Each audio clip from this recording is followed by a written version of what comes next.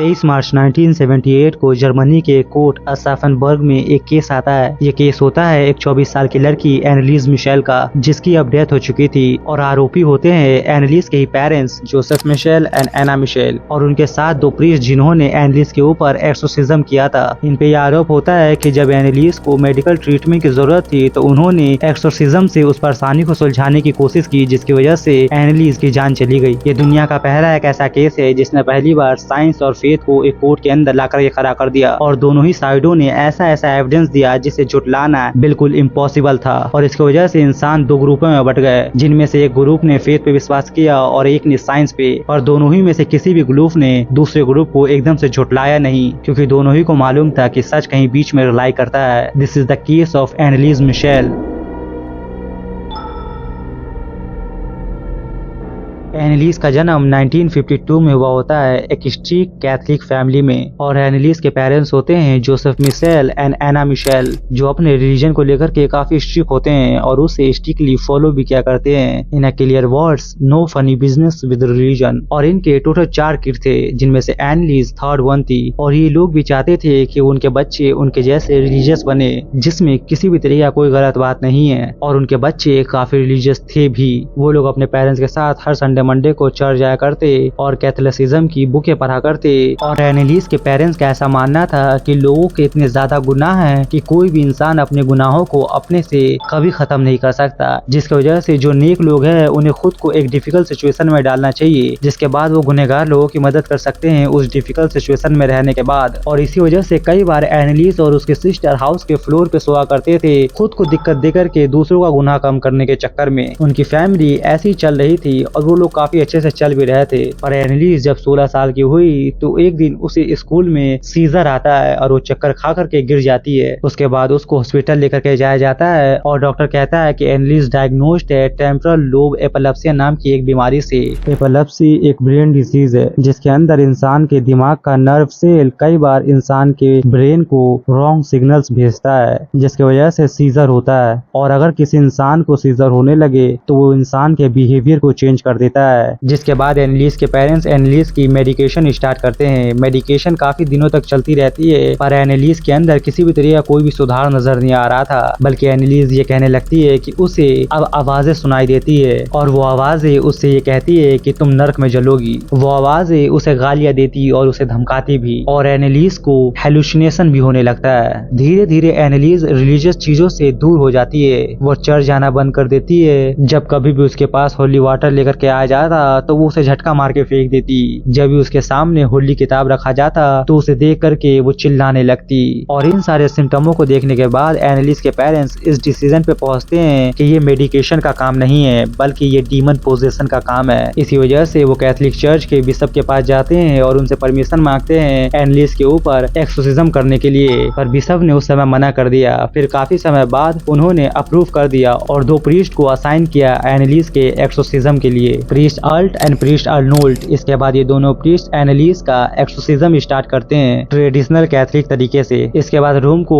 Isolate किया जाता है, रिलीजियस ऑब्जेक्ट एंड बुकों को पास में लाया जाता है। उसके बाद एनालिस को एक बेड के ऊपर लिटा दिया जाता है और दोनों प्रीस्ट स्टार्ट करते हैं अपना एक्सोर्सिज्म। एक्सोर्सिज्म के स्टार्ट के कुछ ही समय बाद एनालिस चिल्लाने लगती है। उसकी आवाजें उसकी नहीं रहती, उसके अंदर से अलग अलग तरीकों की आवाजें आने लगती है। वो अलग लैंग्वेज बोलने लगती, कभी कभी वो रेजिस्ट करती और कभी कभी वो एक ब्लैंक एक्सप्रेशन से प्रीस्टों को घूरने लगती। और एनालिस के हर एक्सोर्सिज्म को प्रीस्टों ने टेप के रूप में रिकॉर्ड कर लिया था। और एक्सोर्सिज्म के दौरान प्रीस्ट को पता चला कि एनालिस के अंदर एक नहीं बल्कि मल्टीपल एंटिटीज है, जिनमें से कुछ नाम थे लूसीफर, जूडोस, हिटलर और कैन। और एक्सोर्सिज्म के दौरान प्रीस्टों ने एनालिस के अंदर रहने वाले एंटिटीजों से बात भी की। और जब प्रीस्ट एनालिस के ऊपर एक्सोर्सिज्म क्या करते तो सारी entities one by one Anneliese के अंदर से उसकी आवाज चेंज करके बात क्या करते, और सारी ही की सारी रिकॉर्डिंग्स काफी ज्यादा चिलिंग है।